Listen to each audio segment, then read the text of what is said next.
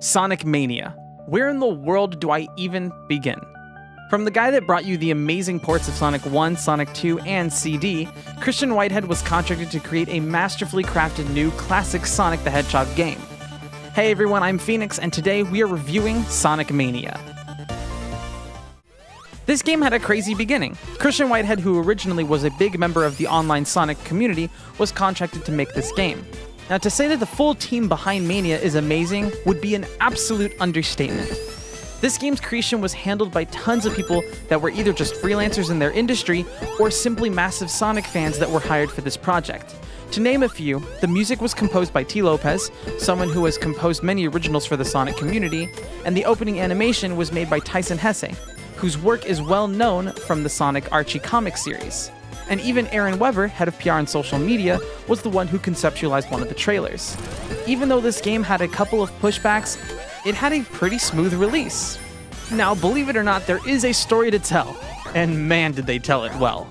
Sonic and Tails are headed off to Angel Island as they picked up a strange and powerful energy reading despite not being the Chaos Emeralds. Arriving at the island too late, Dr. Robotnik already has his hands on the energy source and teleports Sonic and Tails to Green Hill Zone, where they must progress through the zones, defeat Dr. Robotnik's newest creations, and stop him from his attempts at taking over the world. While very simple, this story is perfectly told. I feel like the approach to this story was exactly how the story of Sonic 3 felt.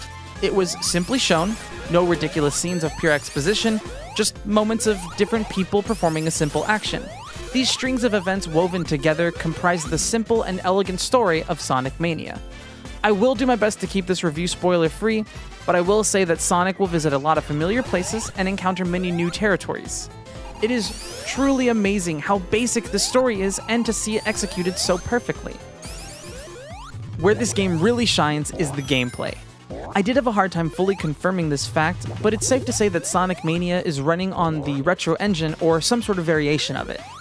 Boasted as an amazing engine to make games in the style of the older consoles, you can really tell that Mania is a beautifully smooth experience. These physics are outstanding. Playing this game literally felt like going from the feel of old Sonic games like Sonic 3 to a luxury version of it with all the bells and whistles. Everything functioned exactly how you would expect it to. Now, that isn't to say that it's perfect.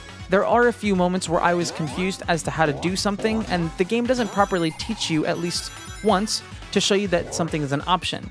The main offender of this would be the drop dash. I love the drop dash. It's cool and extremely useful, but I don't see the purely casual player picking it up on their first playthrough. I understand that using the drop dash is completely optional, and Whitehead didn't want to shove a new Sonic mechanic down your throat. Every time a new Sonic mechanic is forced on us, it almost never ends well. I never really found a point where the game tries to at least suggest a good use for the drop dash, nor do they really explain how to use it.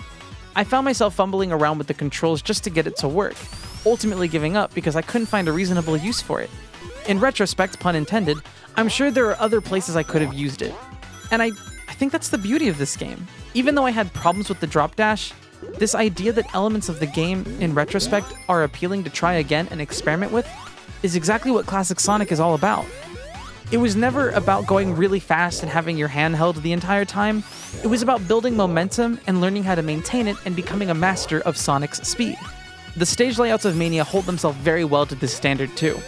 There are no moments where I feel like I was unfairly punished by having my speed cut off. There was always some sort of harmless way to stop me, followed by being confronted with some sort of game mechanic to quickly assess and pass through.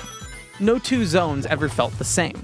Practically all elements of this game were beautifully fresh despite the rehashing of old zones. Something I cannot stress enough is how this game went above and beyond in the audio and visuals. These animations are incredibly smooth. Running at 60 FPS, they really took advantage of the tools at their disposal and made every movement Sonic & Co. could make as nicely flowing as possible. Not only was it objectively smooth, but the style that all these characters and creatures portrayed blew me away. Finally, after so long, I felt like Sonic had his old attitude back with a dash of cuteness. Not to mention the style of every zone being just as jaw-dropping as the next. Nearly every game mechanic thematically fit perfectly with the zone that it was in. Something that was very obvious to me was how much care was put into these sounds. All of the sound effects were perfectly nostalgic to the old games, and any new elements had very well executed sound design. Now, as always, a Sonic game, no matter how bad, always has a great soundtrack, and this game is no exception. Between the dynamic duo of T. Lopez on composing and Falk on mastering, I would be doing this soundtrack a disservice to simply call it great. Lopez knew what they were doing, and it showed. I love Sonic Mania.